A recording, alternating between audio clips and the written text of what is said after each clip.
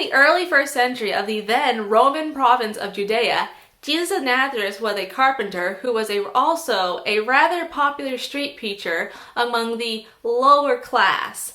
Widows, orphans, fishermen, tax collectors, not the highest society during the time. He was executed while relatively young in the most degrading and humiliating form of capital punishment. Abandoned by his followers, crying out, my God, why have you forsaken me?" Also today, 2.6 billion people worship him as God. So you could say he was the most renowned individual ever to live.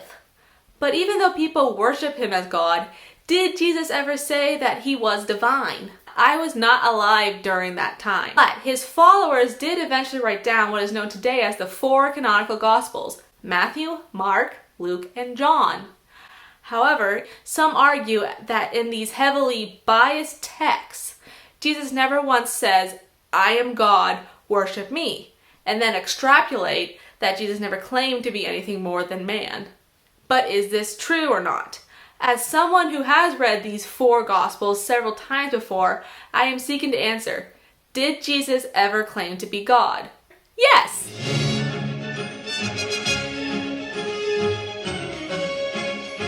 But I will admit that Jesus never says word for word, "I am God, worship me," in the Canonical Gospels.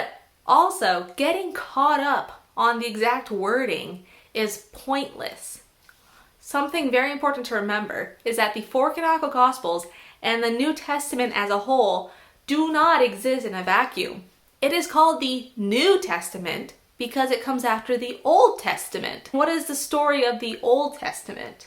It is God creating and revealing himself to mankind. In the beginning, God creates man and woman in his own image to live with him in paradise. But men feel they know better and sin and can no longer live with God, so they have to leave the garden. But God then makes covenants, both with Abraham's family and then with the country of Israel as a whole, to draw humanity back to him. And in the Old Testament, God does say to the people, "I am God, worship me." In the book of Exodus, he reveals himself to Moses in the burning bush and says, "I am who I am, the Lord, the God of your ancestors, the God of Abraham, the God of Isaac, and the God of Jacob." And later in the same passage, he tells Moses to request that the king of Egypt let the Israelites go up to the mountain and make sacrifices and worship him. So in the Old Testament, God reveals himself to man, and you could say he says, "I am God. Go up to the mountain and worship me." In the Old Testament, God already says to the people that he is God and he should be worshipped. As Jesus and the God of the Old Testament are one the same. I and the Father are one. Before Abraham was, I am. Now the Israelites, knowing who God is, do they do as they are told? Sometimes. In the Old Testament, God tells the people who he is. But the eternal God who created everything, even before these ancient people existed, was just too much for them to grasp. So they go and try to find God on their own, either by melting down their own jewelry into a golden calf, or deifying very mortal, very fallible men. Man cannot just make themselves go up to God.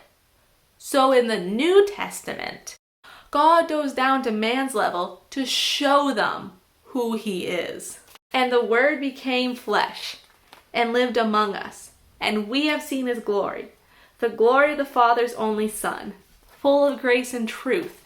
Wondering why Jesus never said, "I am God, worship me," misses the point of his mission. He did not come to lord over others. Otherwise, he would have been born a prince in a palace. Instead, he was born to a lowly family, in a stable, needing the protection of his foster father and mother from a wicked king. He came to gather the lost sheep back to him. The Son of Man came not to be served, but to serve. Even though Jesus does not say word for word, I am God, worship me. That does not mean that he never says that he is God or that he did not allow himself to be worshipped, because he does throughout the New Testament. And here are my favorite examples. The Gospel of Mark.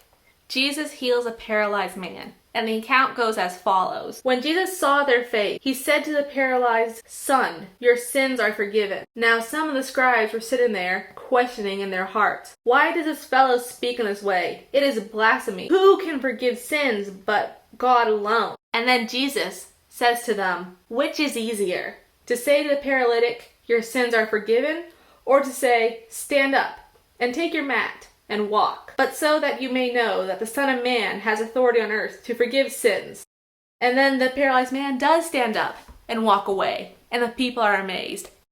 In this account, by forgiving the man's sin, Jesus does claim the same authority as God, which is why the scribes call it blasphemy. Because if Jesus were just a mortal man, it would be blasphemy to forgive the man's sins. He also heals the man's body, because it is one thing to forgive people's sins. It does do great healing to the soul, but it's not a sign that human beings can see on the outside. But by healing this man's body, Jesus demonstrates what his forgiveness has done to this man's soul. Later in this same gospel, Jesus is taken before the high council of the Sanhedrin.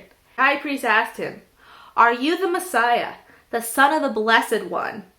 Jesus said, "I am." And the high priest is so appalled by what Jesus says, he tears his clothes and calls Jesus a blasphemer. Because Jesus is not simply saying, "I am Son of God," to answer his question. No, he's saying, "I am." He's echoing back to when God revealed himself to Moses at the burning bush. He's not just saying, "I am."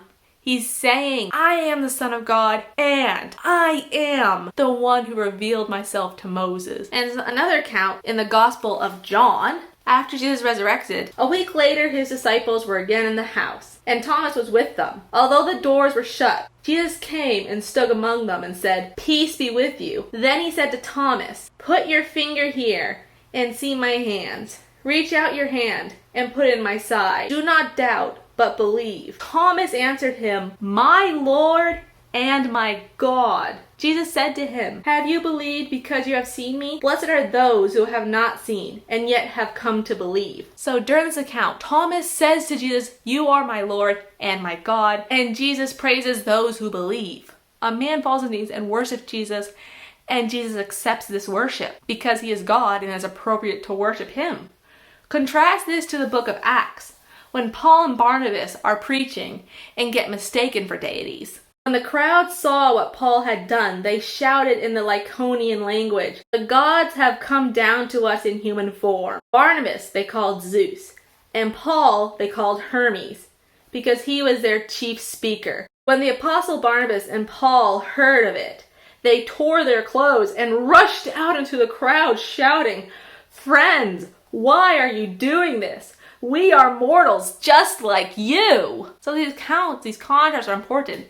Jesus is called my God and says, "Blessed are you for believing." Paul and Barnabas are called gods and are like, "What the heck, guys? We're flesh and blood like you." Jesus does say he is God and accepts it when people worship him. And these accounts that I shared, these are not the exhausted list of the times Jesus reveals his divinity to people. There are many other accounts, like the ones that are flowing down the screen right now. So, does Jesus say, "I am God, worship me"? Not to those exact words, although God in the Old Testament does come very close to saying those phrases. But does Jesus reveal himself as God and accepts it when people worship him? Absolutely.